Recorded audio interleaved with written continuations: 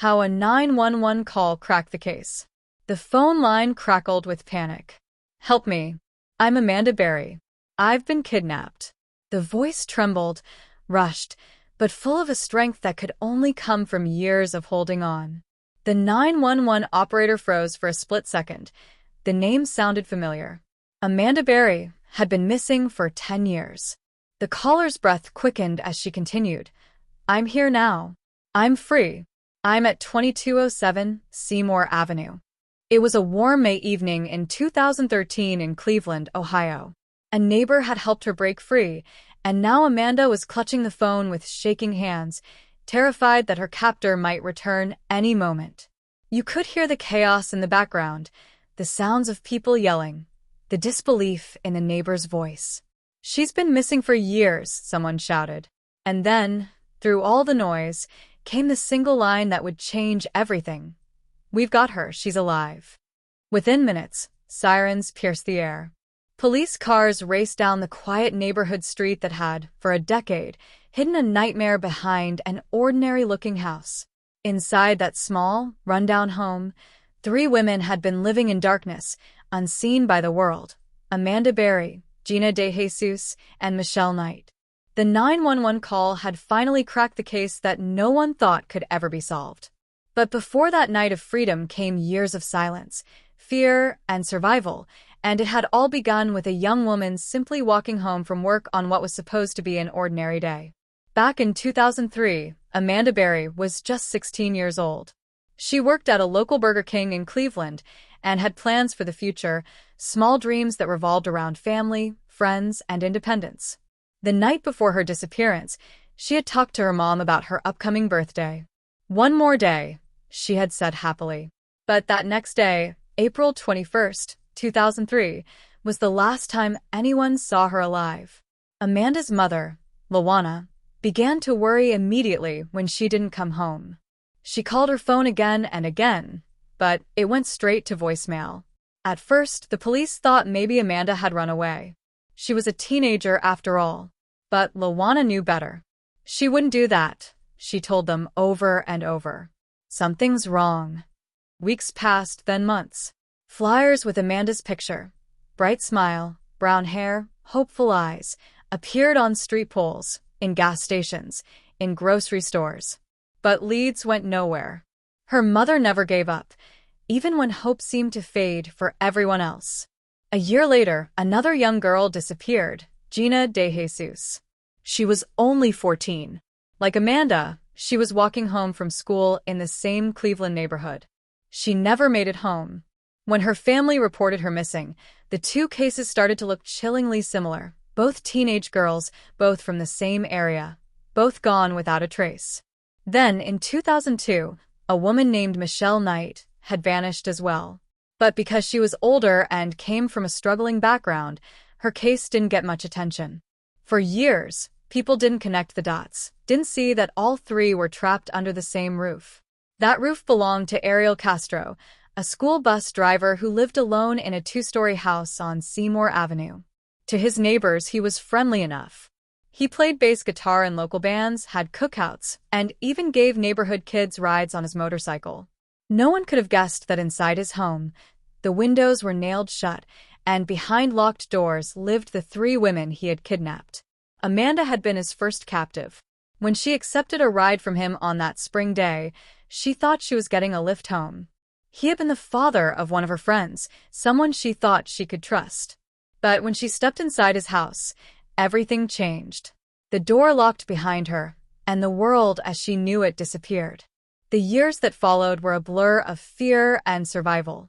Each of the women lived through daily horror, isolated, controlled, and hidden. They marked time in small ways: scratches on a wall, whispered conversations through closed doors, quiet prayers in the dark.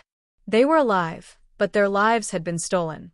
And yet, somehow, through all the pain, Amanda never gave up hope. She remembered her mother's voice, the sound of her laughter, the way she said, "I'll never stop looking for you." Those words became her strength. By 2006, Michelle, Amanda, and Gina had become a strange sort of family, bound by pain, but also by resilience. They looked after one another, shared stolen moments of laughter, and whispered dreams of escape. Amanda, the youngest when she was taken, became the heart of their small world. She believed one day they would get out. Years passed. The seasons changed outside, but inside that house, time felt frozen. The world moved on without them. New families moved into the neighborhood. Kids grew up, and no one ever suspected that just behind those peeling walls, 3 women were still alive. Then, one day, something shifted.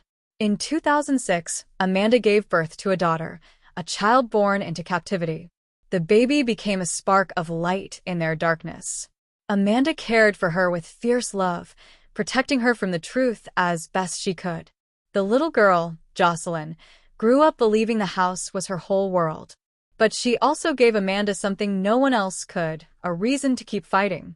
As the years went by, small cracks began to appear in Castro's control. He started to trust Amanda more, allowing her to go to the front door or into the yard occasionally. She paid attention to every detail, how the locks worked, when he came home, which neighbors were around. She knew that if she ever had a chance, she would take it. Then came May 6, 2013, the day everything changed. That afternoon, Castro left the house, locking most of the doors as usual. But for some reason, he forgot to secure the main front door completely. Amanda noticed it almost immediately. Her heart pounded. She called out to the others, "The door's open," but they were afraid. Afraid it was a trap, afraid of what would happen if they tried and failed. Amanda decided she couldn't wait any longer. With her daughter beside her, she rushed to the front door and began pounding on it with all her strength. The door opened partway, but there was a screen door still locked with a small chain. She screamed, "Help! Please help me! I'm Amanda Berry." Outside, a neighbor named Charles Ramsey was eating his dinner when he heard the commotion. He ran over, unsure what was happening. When he saw Amanda's terrified face through the crack, he kicked the door open. Amanda and her daughter stumbled out, shaking, crying, free for the first time in 10 years. Ramsey handed her his phone. That's when she made the 911 call that would go down in history. "I'm Amanda Berry," she said breathlessly. "I've been kidnapped, and I've been missing for 10 years. And I'm here now. I'm free."